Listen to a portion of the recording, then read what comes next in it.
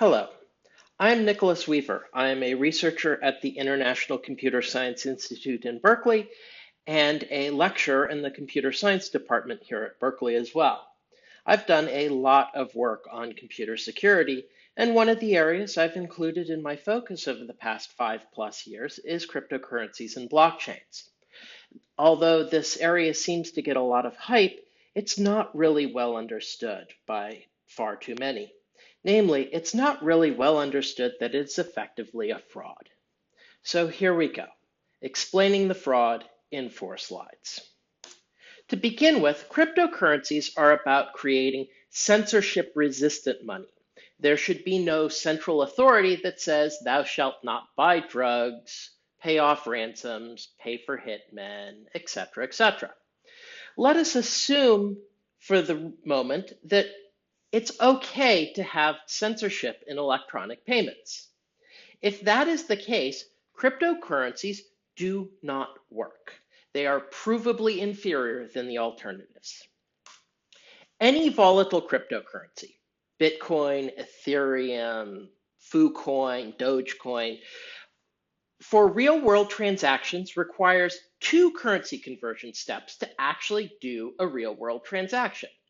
I, as the buyer, have to convert my dollars to Bitcoin, and the seller of whatever product then converts the Bitcoin back to dollars, because this is the only way to deal with the volatility problem. The price is bouncing up and down like a seismograph on the San Andreas Fault. Now, you've all seen companies that say, oh, you can buy something with Bitcoin.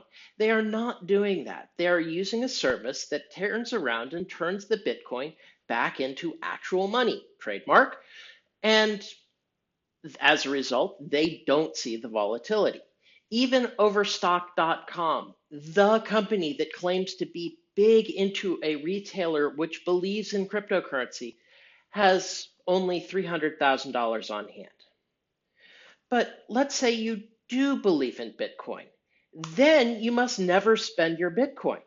Bitcoin and most other cryptocurrencies are designed to be deflationary. And in a deflationary currency, you never want to spend it, lest your pizza of regret several years down the road be worth $10 million. On the other hand, a stable cryptocurrency wouldn't have that problem, but it requires an entity that would take dollars, convert them to cryptographic tokens, and vice versa at par. So I give them $1, I get back a crypto dollar. I give them a crypto dollar, I get back an actual dollar. This is a very interesting idea. It's called a bank, and these are literally banknotes. And in that case, you actually have one of 3 alternatives. Either it becomes as regulated as PayPal, Visa, Venmo, etc., and loses the censorship resistance because you can't buy drugs with PayPal. And also, then the regulation cost means it costs a lot as PayPal and Visa, so where's the cost savings? Or you have what's known as a wildcat bank, so an entity that prints banknotes, and it's all fine and good, except they can't back it up, and when you try to get your money back, well, you get a bank run, and it's great up until the moment it doesn't. Or you have something like Liberty Reserve, which was an online currency back in 2013, which was shut down, and the guests are now permanent 20-year guests of the federal government for violating money laundering laws. So cryptocurrencies do not work unless you actually want to buy drugs. And frankly speaking, I don't care about that. So what about blockchain? Well, blockchain you hear a lot about. So a private blockchain is actually nothing special. It's a cryptographically signed hash chain. Anybody who talks about private blockchains or permission blockchains is taking a 10 to 20 to 30-year-old idea, slapping a modern buzzword on it, and getting hype from stupid venture capitalists. Anybody who says private blockchain is fooling themselves or fooling you. Public blockchains, protected by proof of whatever, are Interesting. They promise a world of no central authorities and fully distributed trust, append-only data. So you can write data and it will be there forever, and no central authority or anybody can interfere with that process. That's a lie. These systems often have lottery-based rewards because otherwise you'd get microscopic fractions going to everybody. So instead, it's somebody gets lucky and gets a reward, which means you have mining pools. So as a consequence, you end up with a couple of entities actually controlling the entire system. The code developers also act as central authorities. So for example, when Ethereum launched, it was smart contracts that are immutable. They can never be changed. Oh, wait, 7% of our Ethereum got stolen because we invested it in this decentralized thingy that had a bug in it. And okay, undo, undo, undo. Also, the protection is actually remarkably weak because the protection of proof of whatever is actually limited to the amount of money actually wasted. That Bitcoin, for example, takes a huge amount of power.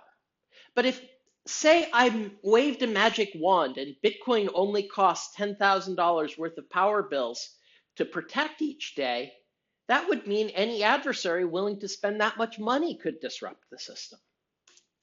Articulated and identified trust, that is, I specify a series of entities that are reasonably trustworthy and identify them by name rather than who's willing to spend a lot of Chinese coal, allows me to save 9 orders of magnitude. I could process the entire Bitcoin system on 10 Raspberry Pis using 10 trusted entities, using $500 worth of computers and burning the amount of energy of an incandescent bulb. And also all that money pretty much ends up going to the shovel makers and power companies. And the power consumption is absolutely outrageous, but that is because that is the only thing protecting them. Another thing that these public chains have is fee capacity death spirals. So the idea is you collect up a bunch of transactions, verify them, move on to the next, and you have some capacity that's a limit. So if the number of transactions is less than the capacity, the cost for somebody to add a transaction is cheap. And that includes being cheap for spammers. And since these things are append-only data structure, that spam sticks around forever. And we saw this a few years ago when somebody, for the heck of it really, decided to stress test Bitcoin by doing spam transactions, and their data will be around forever, replicated in every copy of the Bitcoin blockchain. And it's cheap. If the transactions are greater than capacity, you get a fee auction death spiral. Because what happens is, in order for your transaction to process, you have to charge, or you have to be willing to pay more than everybody else. And this causes transaction fees to jump through the roof. So this is why Bitcoin transaction fees last year went from 10 cents to $30. And this was entirely due to this death spiral. Now, this death spiral is not just interesting from an entertainment point of view, but it also represents a vulnerability in these systems that even a very moderately resourced adversary, somebody who's willing to spend $10,000, $20,000, let alone $100,000 or $1 million, could exploit. So what the adversary does is spam the target blockchain whenever it's below this death spiral point. And as long as my transactions are cheap, I, as the attacker, just keep going. And if it's ever above the death spiral point, I just grab the popcorn and sit back. And I just keep this up until eventually the cryptocurrency system puts in spam filters. All fine and good. Because the adversary then keeps playing with the spam filters until the system just stops working. Because how well Can a currency work if spam filters stop transactions? And finally, the entire community seems intent on speed running half a millennia of bad economics. So almost every cryptocurrency exchange is full of frauds banned in the 1930s. You've got front running, painting the tape, spoof trading, insider trading, everything else. Even the reputable exchange, Coinbase in the US, has a serious allegation of insider trading. We have Ponzi schemes without postal reply coupons. So the proof of weak hands Ponzi scheme, that's an explicit Ponzi scheme. Well, version 3.0 is up to about $5 million now. Somebody needs to tell them that just because you say it's a Ponzi scheme explicitly doesn't make it legal. The developers may learn eventually. Tether is a stable cryptocurrency that either you have to believe some $2 billion worth of institutional investors actually deposited their money in an unregulated exchange operated who knows where, or it's a fraud. My bet is it's a wildcat bank. These ICOs are all unregulated security if they're tradable. That a ICO, in order to be legal, really is only sellable to accredited investors. Everything else is a speculative security disguised as a token for a future potential benefit. And it's complete with stock touts. Just instead of somebody standing on the street corner, they send email. And so many of these are outright frauds. So I had a choice between the HIV vaccine, 100% effective with blockchain, or the alchemy with blockchain for this. I went with the alchemy. But wait, we're not even done. We have tulips. Okay, sorry, rare cats. So there's this game called CryptoKitties where you can breed and sell and trade rare cats. And all they do is look like that in the browser and you can trade them. This fine example sold for $110,000. Why did it sell for $110,000? Because the person who bought it now has the hope that he can find a greater sucker willing to spend it for $150,000. Oh well, at least tulips are carbon neutral.